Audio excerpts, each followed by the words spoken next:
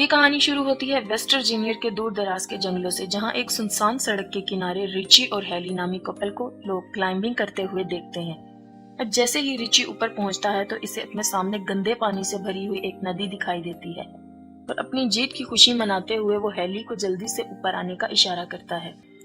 अब हम हेली को देखते हैं जिसका पाँव ऊपर चढ़ने के दौरान फिसल जाता है और वो हवा में लटक जाती है, लेकिन खुद को संभालते हुए वो एक बार फिर से चढ़ने की कोशिश करती है, जहां इस बार वो रिची को मदद के लिए पुकारती है। लेकिन रिची को सामने ना देखकर वो परेशान हो जाती है कि अचानक अपने चेहरे पर खून के कुछ कतरे गिरते देखकर वो हैरान रह जाती है। तो इसकी नजर रिची पर जाती है जिसे कोई उठाकर नीचे फेंक देता है। अब इससे पहले वो कुछ समझ पाती, कोई उसे जोरों से ऊपर खींचना शुरू कर देता है, लेकिन वो जल्दी से अपनी रस्सी को काटते हुए खुद को संभालती है, पर वो संभल नहीं पाती और नीचे गिर जाती है, जहां उसकी नजर रिची की लाश पर पड़ जाती है, जिसे देखकर वो रो पड़ती है। अब उसी दौरान इसे पहाड़ी से कुछ अजीबोगरीब आवाजें सुनाई देती हैं, जिसे सुनकर वो अपनी जान बचाने के लिए अपनी गाड़ी की तरफ भागती है, लेकिन तभी अचानक उसका पाँव एक नुकीली तार में फंस जाता है और वो गिर जाती है और वो कातिल इसे खींचकर अपने साथ ले जाता है। अब हमारी नजर इस इलाके में हो रही वारदातों पर जाती है, जहां न्यूज में इस इलाके में एक के बाद एक गाड़ी के लापता होने की बात होती है। यहाँ तक के लोग इस इलाके में किसी आसेब को देखने का भी दावा करते हैं। अब हम फिर इस इलाके से एक गाड़ी को गुजरता देखते हैं, जहां हम कैरिस को देखते हैं, जो अपने इंटरव्यू के लिए किसी दूसरी शहर जा रहा होता है। अब सफर के दौरान वो एक ट्रैफिक जैम में फंस जाता है और ट्रैफिक को आगे बढ़ता ना देखकर वो खुद को लेट होता पाता है। अब वो गाड़ी से उतरकर अपने आगे वाले ट्रक के पास जाता है, जहां वो उसके ड्राइवर से ट्रैफिक जैम होने की वजह पूछता है। तो ड्राइवर उसे बताता है कि 5 मील दूर एक केमिकल ट्रक पलट गया है, जिसके चलते इसको कई घंटे वहीं गुजारने पड़ेंगे। और ये सब सुनकर कैरिस परेशान होता है, वापस गाड़ी में आकर बैठ जाता है और खुद को ट्रैफिक में फंसता हुआ देखकर वो अपनी गाड़ी को वापस घुमाता है, जहां वो अपने लेट होने की खबर इस कंपनी को देता है, लेकिन एक पहाड़ी इलाका होने की वजह से फोन कट जाता है। अब फोन की तलाश में इसकी नजर एक गैस स्टेशन के बोर्ड पर पड़ती है और वो अपनी गाड़ी वहां ले जाता है। अब रास्ते में उसे एक के बाद एक लावारिस गाड़ियां नजर आती हैं और इनके दरमियान से गुजरते हुए वो गैस स्टेशन तक पहुंचता है, जहां उसकी नजर स्टेशन के मालिक पर पड़ती है, जो किसी बीमारी में मुब्तला लगता है। अब वो गाड़ी से उतरकर कंपनी वालों को इत्तला करने की कोशिश करता है, लेकिन फूड डेड होने की वजह से वो राब्ता नहीं कर पाता। अब वो गैस स्टेशन के मालिक से शहर पहुंचने के दूसरे रास्ते के बारे में पूछता है, लेकिन वो इसकी बातों को इग्नोर कर देता है। लेकिन तभी इसकी नजर वहां लगे एक नक्शे पर जाती है, जहां उसे शहर पहुंचने के लिए कुछ कच्चा रास्ता दिखाई देता है। अब वो गैस स्टेशन के मालिक से उस रास्ते के बारे में पूछता है, जिसे सुनकर वो इसे इस रास्ते के जाने की सलाह दे देता है। अब वो गाड़ी लेकर उस रास्ते की तरफ रवाना हो जाता है, जहां वो घने जंगलों से होता हुआ एक इंटरसेक्शन तक पहुंचता है, जहां इससे एक शॉर्टकट रास्ते का बोर्ड दिखाई देता है। अब वो ये सब देखकर सोच में पड़ जाता है और अपनी गाड़ी को इस कच्चे रास्ते की तरफ ले जाता है, और इसकी नजर एक मरे हुए हिरन पर जाती है और इसे देखने के चक्कर में इसकी गाड़ी सामने की गाड़ी से टकरा जाती है, जिससे दोनों गाड़ियों का भयानक एक्सीडेंट होता है, लेकिन कैरिस इस हादसे में बच जाता है। अब इस गाड़ी के मालिक शोर सुनकर इसकी तरफ आते हैं, जहां वो इसका हाल पूछते हैं। अब खुद को संभालते हुए कैरिस इनसे माफी मांगता है और नुकसान की रकम देने की बात करता है। साथ ही वो इनसे बीच सड़क में गाड़ी खड़ी करने की वजह पूछता है, जहां फ्रांसिन उसे बताती है कि सड़क पर किसी ने कंटीली तार बिछा रखी थी, जिसकी वजह से इनकी गाड़ी का एक टायर फट गया है। अब इनकी एक सहेली पिछले गैस स्टेशन पर जाके कॉल करने का कहती है, लेकिन कैरिस इन्हें वहां जाने से मना करता है और सभी अकेले चलने का फैसला करते हैं। लेकिन इवान और फ्रांसिन गाड़ियों की देखभाल करने के लिए पीछे ही रुक जाते हैं। अब रास्ते के दौरान उनकी नजर सड़क पर मरे एक नेवले पर जाती है, जिसे देखने से लगता है कि किसी ने दरमियान से ही इसको फाड़ कर फेंक दिया हो। थोड़ी दूर जाकर इन्हें जंगलों में गाड़ियों के कुछ जलते हुए टायर दिखाई देते हैं, जिसे देखकर उसे खतरे का अंदेशा होता है और वो सबको आगे बढ़ते रहने का कहता है। वहीं फ्रांसिन और हम एवान को देखते हैं, जिन्हें पास की झाड़ियों से कुछ हलचल महसूस होती है और वो इस जगह को देखते जाता है, और फ्रांसिन इसे वहां ना पाकर परेशान हो जाती है और इसे ढूंढने इसके पीछे जाती है। और जहां चलते चलते उसकी नजर इवान के एक जूते पर पड़ती है, और वो जैसे ही वो इसके नजदीक पहुंचती है तो इवान कटा हुआ कान दिखाई देता है और वो इसे देखकर रोने लग जाती है कि तभी वो शख्स इस पर पीछे से हमला करते हुए इसे मौत की घाट उतार देता है। वहीं बाकी लोगों को हम रोड के आखिर में देखते हैं, लेकिन चारों मदद के लिए निकल पड़ते हैं।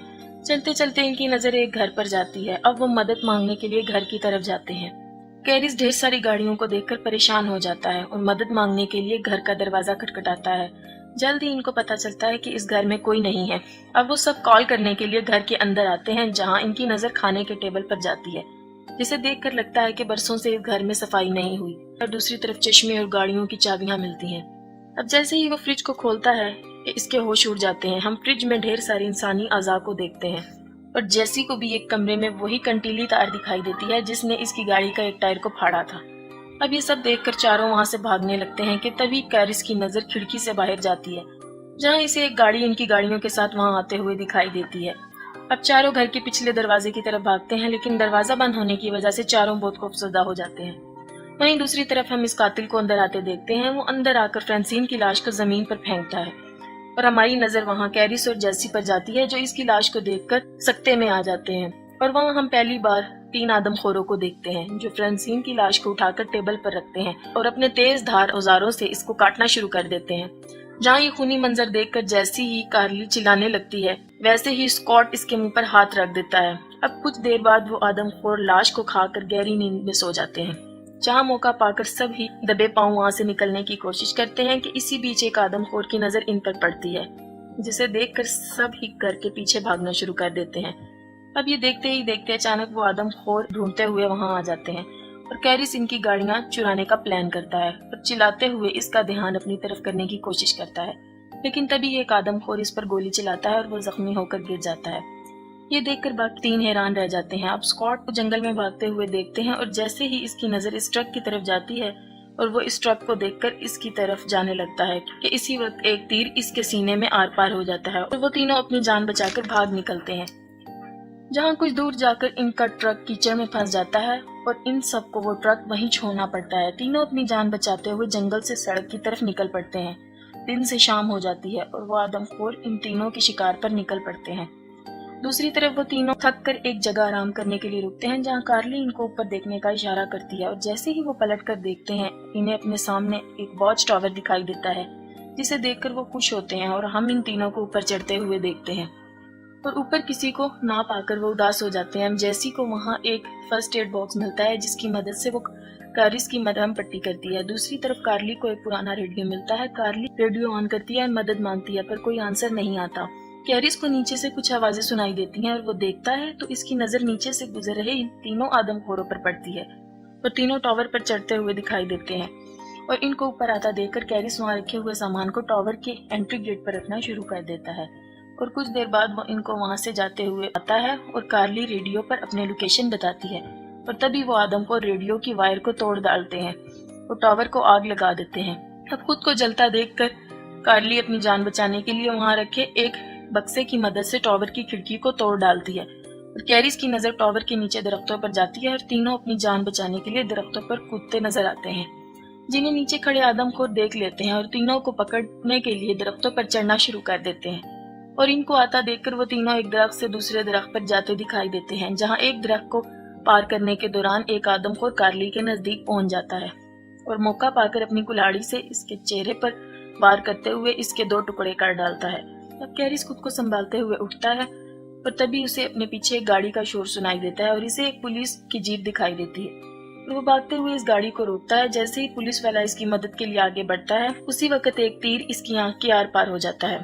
अब हम एक आदमखोर को देखते हैं जो कैरिस को मारने आता है और कैरिस अपनी जान बचाकर गाड़ी के नीचे छुप जाता है और अब आदमखोर इसे देखने के लिए नीचे झुकता है और गाड़ी के नीचे कुछ ना पाकर वह हैरान रह जाता है। और अब हम इस घर को देखते हैं जहाँ इन आदमखोरों ने जैसी को बांधा हुआ था और जैसे ही वो वन आई आदमखोर जैसी को मारने लगता है, इसे बाहर से आती गाड़ी का शोर सुनाई देता है, जिसे देखकर वन आई दरवाजे की तरफ बढ़ता है।